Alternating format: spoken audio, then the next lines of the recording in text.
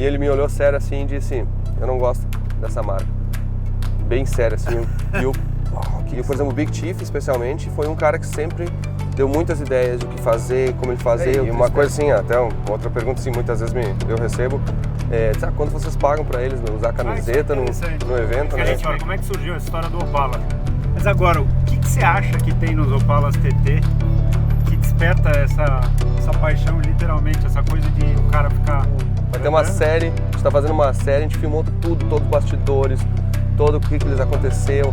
Então vai ter uma série só contando a vinda dos caras para cá. Muito bem, começando mais um dia aqui em Porto Alegre, pós Velopark, um final de semana incrível e a bordo de um carro incrível, o famoso Calibra do Anderson.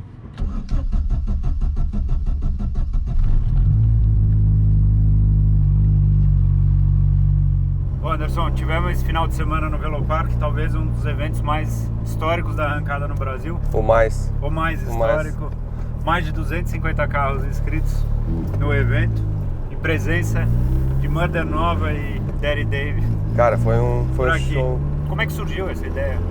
Cara, na verdade, todo mundo que acompanha sempre perguntava assim, vamos trazer os caras. E a gente sempre convidava eles e falava, né, de vir para o Brasil, e eles são loucos para vir para o Brasil. O Brasil cada vez está aparecendo mais também na mídia, só que é muito difícil a agenda desses caras, né? Eles são funcionários da Discovery nos Estados Unidos, eles gravam o programa na Discovery e eles, na verdade, não sabem a semana seguinte muitas vezes, qual vai ser a agenda da semana seguinte. Para ter uma ideia, em 2020 eles já sabem que eles vão gravar 68 episódios. 68 episódios? 68 episódios, cada episódio é uma noite, assim, no set de gravação, né? Basicamente é a profissão deles hoje em dia. É a profissão. E aí eles vão muito para eventos também, além disso eles correm em eventos, né? Uhum. Então é muita correria. Só que o que acontece, eles não, para vir para o Brasil precisa ter um tempo disponível e eles precisam ter uma confirmação que eles teriam como vir. Porque normalmente o que acontece, os eventos, os finais de semana que eles têm disponíveis, eles acabam indo para um evento mais perto, nos Estados Unidos, assim. Uma coisa na região. Fazem uma aparição, eles obviamente são pagos, né, recebem cachê para isso. Uhum. Então para vir para o Brasil estava muito difícil conseguir uma agenda, sabe? E para vir para o Brasil tu precisa planejar essa viagem com uma certa antecedência, né? Uhum. Como eles não têm essa antecedência, sempre foi muito difícil. Uns 2 anos atrás, um ano atrás, a gente tentou trazer o Big Chief, só que realmente o que deu o problema foi essa agenda de precisar confirmar com tanta antecedência. Uhum. Bom, aí umas 4 semanas atrás o Daddy Dave me ligou, disse assim, Anderson, acabei de receber a informação do Discovery que a gente vai ficar 8 semanas sem gravar, ou 9 ou 10 semanas, uma coisa assim. Nossa, aí ele disse, cara, tem alguma coisa pra ir? Eu disse, perfeito, fechou o festival no Brasil, vai ser o maior evento da história, né? Uhum. Só que vamos tentar sair correndo pra ver, né? Felizmente agora em junho não precisa mais de visto, né, para americano entrar no Brasil, então isso aí facilitou um pouco, porque senão teria que fazer no visto deles. E tinham que sair correndo em passagem, tudo. A mulher do Daddy Dave queria vir junto também, mas acabou que ela tinha um compromisso, não pôde. E aí, claro, aí a gente falou, entrei em contato com a Sofia do Velopark. O Velopark fez um mega esforço, assim, todo mundo para conseguir viabilizar e cara, deu certo. Deu certo e eles de fato vieram. É. E o recorde de público no evento e tal. Então foi um negócio que surgiu com vocês, mas a tua relação, vamos dizer, com eles, com o pessoal do Corridas Proibidas, vamos falar de uma maneira geral, já surgiu faz tempo. Como é que começou a história? Cara, é uma história engraçada, né? Eu tava brincando com o Daddy Dave na corrida, eu falei, deixa eu contar a minha versão, vamos ver se ela bate com a tua. Porque, na verdade foi o seguinte, o Big Chief, em 2014, eles não eram tão famosos assim, né? Faz 5 anos, já eram famosos, mas não tanto, obviamente. E em 2014 o Big Chief ligou na Proline e deu sorte de que o vendedor que atendeu, eu tava parado do lado do vendedor. E quando o Big Chief ligou, ele disse, eu queria comprar uma injeção, na época uma Big Stuff, que é a que eles usavam no carro do Big Chief, pra botar, porque eles estavam tendo algum problema lá, eles queriam comprar uma nova em vez de ficar arrumando, uma coisa assim. E aí o vendedor perguntou, Anderson, Big Chief aqui ligando do Street Outlaws, tá querendo comprar uma injeção, vamos tentar fazer alguma coisa com eles? Opa, vamos, com certeza. Apesar de que eu nem conhecia muito bem, eles não eram tão conhecidos, né? Mas parecia ser uma oportunidade. E aí a gente, na verdade, deu uma injeção para eles, de patrocínio, né?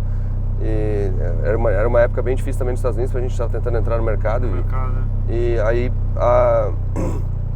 aí, cara, deu muito certo, assim, ele instalou, a gente ajudou ele, tipo, começou a trocar bastante ideia. Ele não era, assim, muito esperto em acerto, pra ser honesto, mas ele começou a aprender e cara, ele virou, hoje até um parênteses, o Big Chief é o melhor tuner de todos eles.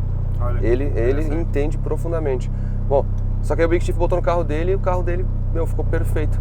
E aí o Shawn, no Murder Nova, disse, cara, eu quero uma também, né? E aí eles acabaram comprando uma...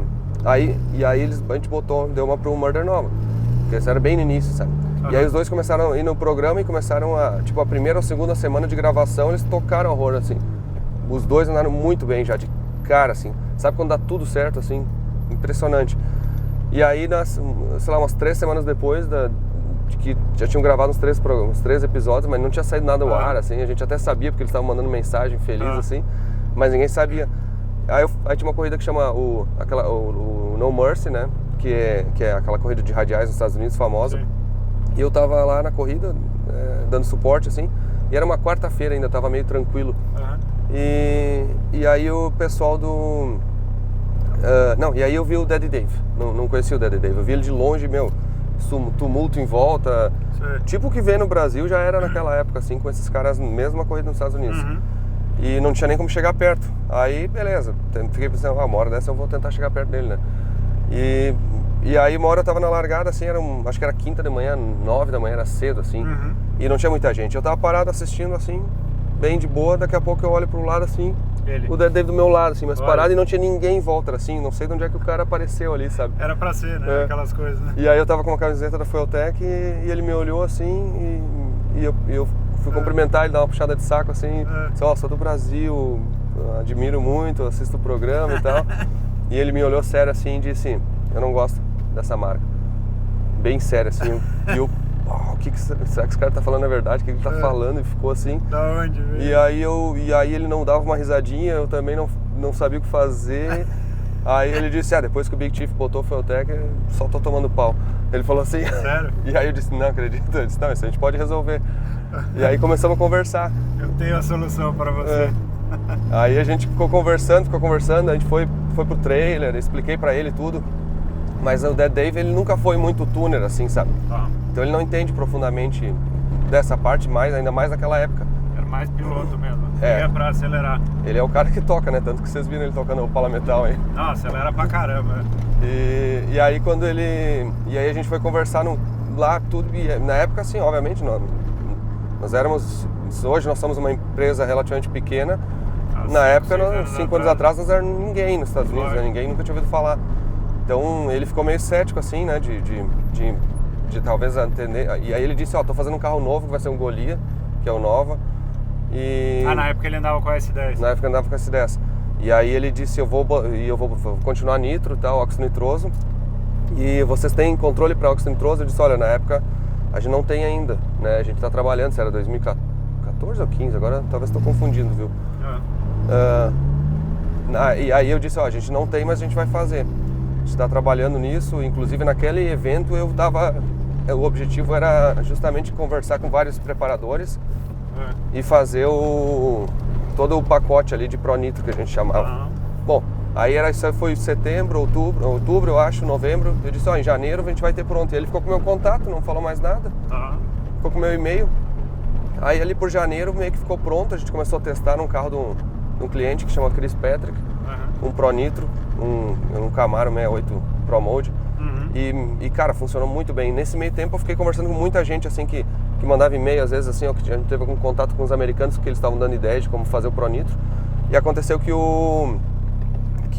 aí eu recebia muitos e-mails. Às vezes eu recebo muito e-mail e eu não... Eu vou te falar uma coisa, eu sou ruim de nome. Sou ruim de guardar nome. É Dave Comstock, né, que ele chama. Aí eu nem sabia o sobrenome dele. Pra mim era Daddy Dave, tá? Aí eu recebi um e-mail chamado comstock@gmail, sei lá, uma coisa assim. E eu era um cara, alguém perguntando assim, eu queria saber a disponibilidade pra, né, pra controle de nitro e tal. Aí eu respondi, a gente tá em desenvolvimento, tá testando e tal, você pode entrar em contato com qualquer vendedor, assim. né, porque eu também não tive muito input do quem que era, e era o Daddy Dave. E aí ele me respondeu depois do e-mail, aqui é o Daddy Dave, desculpa, eu não me identifiquei e tal, até pediu desculpa, cara. E eu tava numa pista em Brandon, testando o Pro Nitro com o Chris Patrick. E aí eu tava lendo o e-mail na pista, assim, quando que o Dave mandou depois, e o Chris Patrick do meu lado, e eu disse, olha que mancada que eu dei aqui. E aí eu comecei a responder, me desculpe, eu realmente não liguei o nome, o e-mail, né, a pessoa. Mas sim, a gente já está testando, está muito bem, eu acredito que a gente já pode usar aí, né? E aí ele me respondeu em seguida já, como é que a gente pode fazer, tem alguém para me ajudar, quem é que conhece que eu poderia contratar, talvez, né? Para ajudar a calibrar o carro. Aí eu olhei pro lado do Chris Patrick, que estava do meu lado, que é um cara muito gente boa, assim, entende muito de nitro, corre muitos anos de Pro Nitro, e ele que te ajudou muito a gente a desenvolver isso. E ele disse, cara, eu vou lá, instalo, faço pra ele na parceria e vou, e tô afim de... Porque o cara também... Porque assim, o cara ajudar, vai aparecer na TV e tudo, né? Lógico. E aí eu mandei pro Daddy Dave, tem o Chris Patrick aqui, e aconteceu que o Daddy Dave conhecia o Chris Patrick, porque o Chris Patrick é um cara conhecido de Pro Mode, assim, um corredor famoso, sabe? E aí fechou todos. Aí o Chris Patrick foi na semana seguinte pra Oklahoma lá, botou um chicote pronto nosso lá, plugou, ligou assim, né? Fez a elétrica junto. Cara, bateu o arranque, funcionou. Foram pro dinamômetro, assim, uma passadinha assim, perfeita, assim, das 2 passadinhas. E foi pra gravar, direto. Caramba. Foi pra gravar. Isso aí até tem episódio do Street Outlaws, eles contando isso aí. E sabe quando tudo dá certo? Sabe assim, inacreditável. Eles falaram que foi a única vez na vida que alguém entrou na lista em 10º e saíram 5 no mesmo episódio. Ele ganhou 5 posições no mesmo episódio, assim, Os caras não sem acreditar, né? Olha que interessante, né? E aí cara, e a gente acompanhando, era de madrugada, não tava lá, né? Mas mandando WhatsApp, os caras falando e contando. E aí nisso que a gente começou a construir uma relação assim, digamos assim, de se conversar e ajudar. E teve... E uma coisa que a gente faz assim, não importa o teu produto assim, bom, né? Tu tem que ter um produto que vai funcionar pra ti. Muitas vezes para funcionar pra ti, tu tem que... o mais difícil é resolver os detalhes, os problemas, ou estar junto pro cara quando ele tiver um problema. O cara falhou, por exemplo. Mesmo o cara falhou por uma vela errada, digamos assim, pode ser culpa da injeção, né? Sim. Então, ou seja, a proximidade com ele sempre foi muito próxima. E uma coisa que a gente, naquela época também, 2014, 15, que a gente lançou a 500 no mundo, a gente lançou ela e eu vou dizer assim, a gente teve...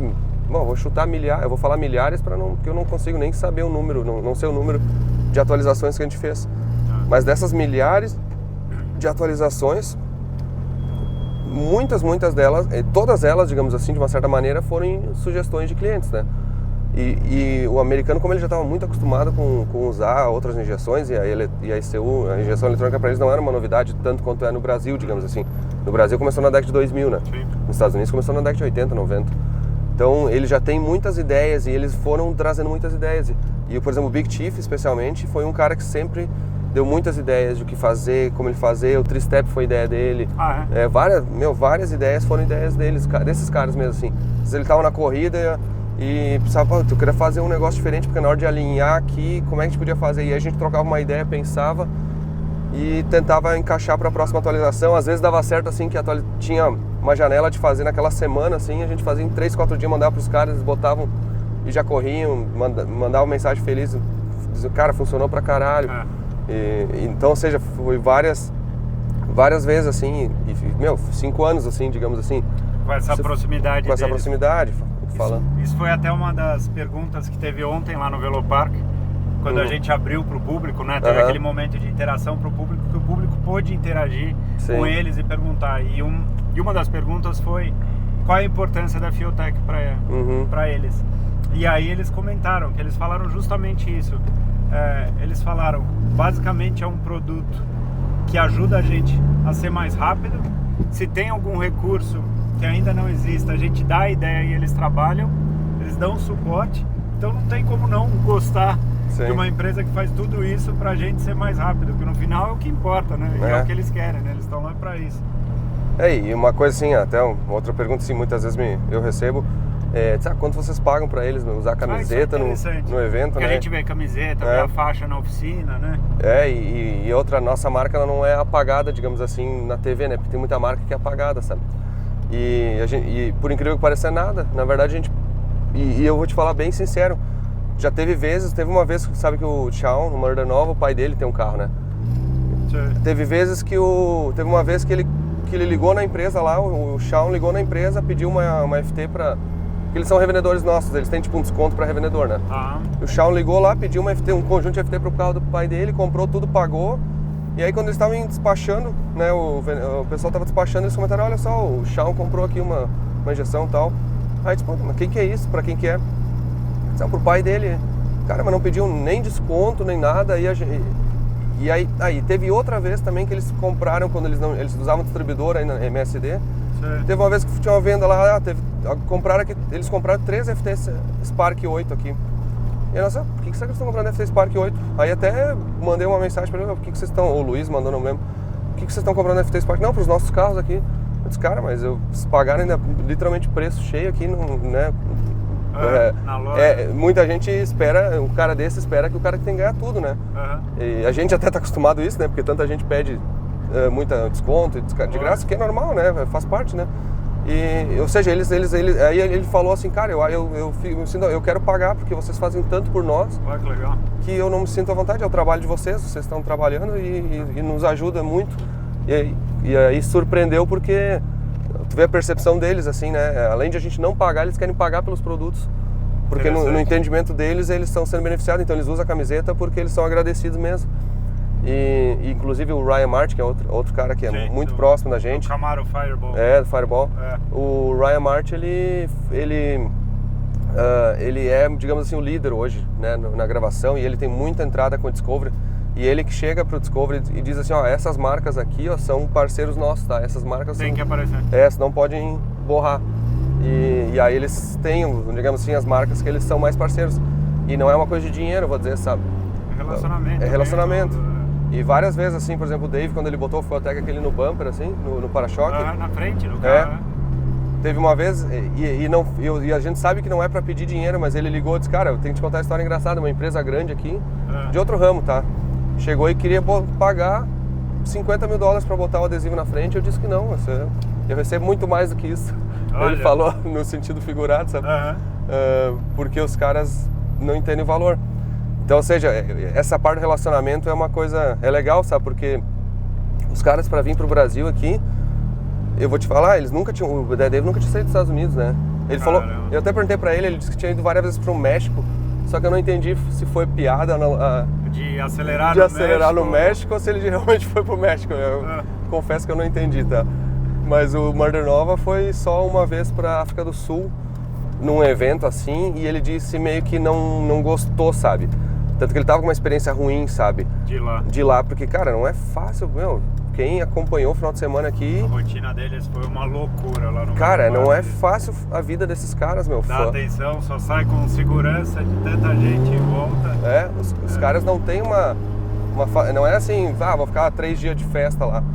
É trabalho mesmo. É trabalho mesmo. Então, assim, pra eles foi muito legal, assim, eles querem vir pra cá e confiar, digamos assim, que ajudou muito foi o seguinte, eles acompanham, são muitos amigos do Caio do 1320, né, vídeo. E eles acompanharam, eles viram os vídeos do Caio e isso deu uma ajuda para eles se sentirem confiantes de vir. Tanto que eles sabiam o que era o Opala Metal antes de vir, eles já sabiam mesmo? Sim, sabiam mesmo. Eles, não é à toa que eles chegaram aqui, quero ver esses Opala. Até porque quem não sabe, eles começaram junto com o Caio na 1320 gravando os Cash Days nos Estados Unidos. Sabia. E eles tinham um fórum Midwest, que era tipo um Hot Campinas, assim, né, americano. E aí desse fórum, digamos assim, que eles se falavam, faziam a lista e as brigas no fórum, digamos assim, da lista 405, que eles faziam pegas e os Cash Days e faziam tudo, e o Caio que filmava tudo. E aquilo ali Esse que startou tudo. Aí até uma outra história engraçada e lá, sei lá, não sei o ano, 10 anos atrás, por aí, alguém entrou no fórum, se cadastrou e disse, nós estamos querendo gravar para TV, vocês podiam passar a data, o local e aonde vocês vão correr e os nomes de todo mundo que vai correr. Falou coisa da polícia. Tipo assim, meu, isso é polícia. O Big Chief, que era o administrador, falou, isso é coisa da polícia. Ficaram 4 meses sem responder, bloquearam o cara, tiraram o cara. E aí o cara entrou de novo, tentou entrar em contato, não conseguia falar. Até que eles foram descobrir. Aí até que eu não sei como, eles descobriram que realmente era Discovery e parecia não ser uma armação. E aí que eles, digamos assim, fizeram o primeiro episódio, digamos assim, pra Discovery gravando, mas até uma coisa assim, vou dar um exemplo assim, eles se sentem caras normais. Que nem ele tava dizendo assim, cara, o Shawn e o Dave, meu, é o Dave, tipo, eles são 2 caras normais. Eu vou dar um exemplo assim aqui, eu acho que é perfeito pra mim e pro Thiago aqui. Eu e o Thiago, o Thiago é o Thiago, eu sou o Anderson, entendeu? A gente é 2 caras que gostam de carro, que faz, trabalha e vai em corrida, pra nós é uma coisa normal. Às vezes, esse cara que tirou mais autógrafo que os caras ontem, quase lá.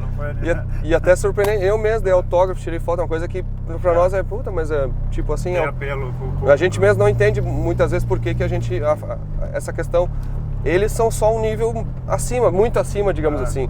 Mas isso acontece no dia a dia, vamos dizer assim, cara, pega uma cidadezinha pequena que tem uma pistinha assim, que os caras aceleram, né, um no prep ali, um racha.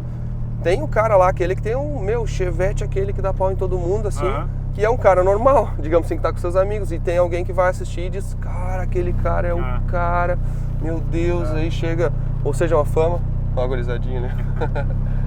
e o cara é o cara, então assim, o nível de fama ele só tem vários níveis, né? Sim. Mas eles são caras normais, eles fazem o que eles gostam, eles não tem armação. A filmagem é de verdade, eles são... E aceleram mesmo, cara, o que eles são... Tinha que ver, eu não vi, me contaram, quando eles voltaram de acelerar os Opalas ontem. Então peraí, vamos pegar do começo essa história. Como é que surgiu essa história do Opala? De eles andar no Opala? Não, na verdade assim, quando eles vieram, quando ele me ligou, o Dave falou assim, cara, vamos pro Brasil. Eu disse, vocês topam acelerar algum carro lá? O Dave falou, cara, eu acelero qualquer coisa. Pode me botar em qualquer coisa, mas o Shawn nunca acelerou um carro que não fosse dele na vida. Então o Shawn não é muito à vontade, ele não gosta, tá? Eu disse, vamos tentar então, vamos ver se vocês se sentem confortáveis. Por isso que a gente não queria anunciar nada. Mas eu disse, cara, nós temos o legal seria você acelerar uns Opalas, porque o Gol seria legal, óbvio, né? Mas, cara, aí é um passo muito grande, porque os caras nunca tinham acelerado um carro manual, né? Foi o primeiro carro manual que os caras aceleraram. E acelerar um Gol ainda seria mais difícil, digamos, meio pedir demais. Então a gente pensou assim, cara, os Opalas é o top. E aí a gente já tinha conversado com o Israel, né, do Opala Metal, e com o Perigoso, que a gente achou que eram 2 carros que poderiam competir, inclusive são meio diferentes. O do Perigoso até era câmbio automático, ia ser mais fácil, mas o Perigoso, para esse evento justamente ele botou câmbio manual. Sério mesmo? Então a gente tinha pensado no dele justamente porque era o câmbio automático, era o mais próximo do que ele estava acostumado. E dos Opalas TT, na verdade o do Israel é o que tem o banco mais longe, porque os caras são muito grandes. Eles são altos pra caramba. São muito altos. Então os outros, por exemplo, do Celso, do Gabriel, todos os outros Opalas, a maioria deles é um banco mais curto e não tem ajuste, né? Tu não consegue mudar isso aí. Então meio que os carros eram esses. A gente só que não podia anunciar porque não tinha certeza que eles iam sentar no carro, se sentir confortáveis. Não tinha certeza que ia dar tudo certo no cronograma do evento, porque também não podia comprometer muito assim o evento. Mas acabou acontecendo. E eles tinham também que sair às 9 horas da noite. Então, tipo, precisava ter precisava dar certo tudo, entendeu? Sim, porque a competição estava rolando. Claro. Tanto o Perigoso quanto o Israel estavam participando da corrida, ou seja, eles não iam andar no carro durante a corrida, ia ser uma coisa depois. Mas aí aconteceu, no final de semana, por exemplo, o carro do Perigoso, uma hora ele estragou o motor, alguma coisa lá, eles arrumaram correndo assim, depois ele estragou o diferencial, quebrou o diferencial nas quartas de final. E aí pra semifinal ele tava contra o Jader, o XTM do Jader. E o carro tava pronto, só que se ele fosse correr, a semifinal não daria pro Mandanova acelerar. Sério? E aí o Perigoso chegou e disse, não, eu prefiro que ele acelere meu carro, e faça o show pro público, do que eu ir continuar na corrida. Então, eu vou perder Então o Perigoso disse, não, vou perder pro WO mesmo. Beleza, vai o Jader. Caramba, entregou. Claro que ele estava muito mais pelo show, assim, né? Então ele deixou a oportunidade de continuar competindo no festival para deixar o Shawn acelerar o carro. Isso foi uma coisa muito legal do Perigoso, sabe? E foi um show, né? Cara, meu Deus do céu. A gente... Foi um negócio que ninguém acreditou na passada, né? A gente se olhava assim porque... Eu, particularmente, vou te falar. Eu falei, eles vão sair primeira, segunda, o carro vai dar uma balançada, eles vão abortar a puxada. Não, cara. E eu vou falar mais, ó. O carro E aí o desafio era 200 metros, né? Ele não era 400 metros, porque eles estão acostumados em 200. Só que eles chegaram na hora assim, falaram, cara, se eu tiver à vontade, eu vou acelerar uns 400, tá ok? Então, vamos só combinar com os donos aí, né? Conversei com o Israel, conversei com o Perigoso. Acelera quando esses caras quiserem. E aí o Daddy Dave se sentiu confortável, enfiou um 7,5, cara. Enfiou um 7,5, a primeira tocada da vida dele num carro de câmbio manual. Fez uma passada de 7,5. No Opala Metal, do nada. Ficou todo mundo comemorando como um gol do Brasil na Copa do Mundo. Assim. Mas o interessante é o seguinte, só que quem ganhou o desafio foi o Shawn, Murder Nova, né? Porque era 200 metros, né? E ele passou na frente nos 200, né? Eu não me lembro do tempo, mas acho que ele virou 4,6. Não lembro. Alguma coisa assim, ele virou 4,6, se eu não me engano, e ganhou nos 200 metros, porque acho que ele fez uma reação melhor também. O Shawn reagiu melhor na sinaleira. E aí ele ganhou, só que o detalhe é o seguinte, que a gente foi ver depois à meia-noite, o Daniel da Pro Alto, né, que faz o carro do Perigoso, me ligou e mandou: Anderson, não vai acreditar, o carro, o Opala amarelo apagou por proteção de pressão, excesso de pressão de turbo, nos 3,6 segundos, ele passou no embalo, nos 200 e ainda ganhou.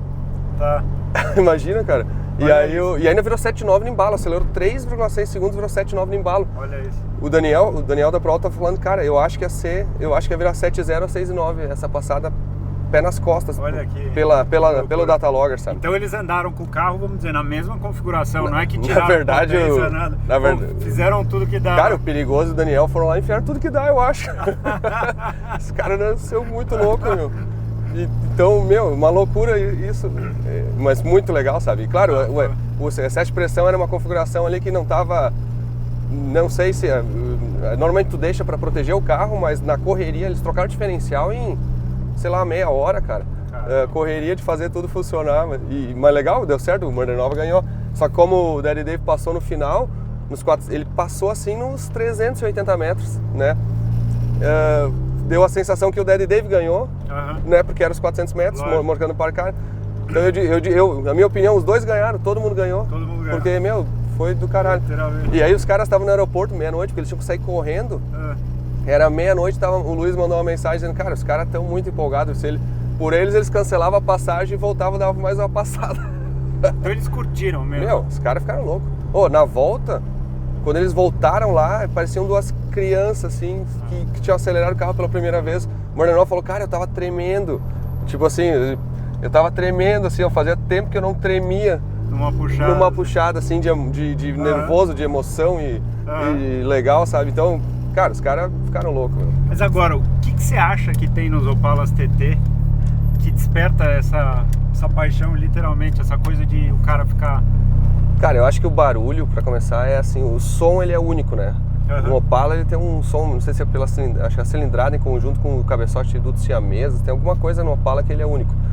O segundo fato é esse negócio de fazer o fogo no escape, nos TT mesmo, é incrível, cara. E até tem um entendimento, porque como ele tem os dutos siameses, tem em baixa rotação e quando faz muito vácuo ou tem baixa carga, um pistão que está admitido pelo duto siamês, ele toma todo o combustível e ele fica rico e o outro fica pobre.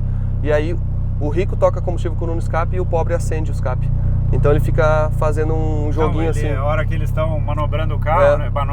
Estão alinhando o carro, cada aceleradinha que ele tira o pé, sai literalmente uma labareda pelo escape. E cara, mas é assim, ó. E a outra coisa é a seguinte, o povo brasileiro é tão apaixonado que isso contagia, entendeu? Tipo assim, e olha o que tem de Opala. Só uma coisa que foi impressionante, domingo, 9 horas da noite, tava lotado o Velopark.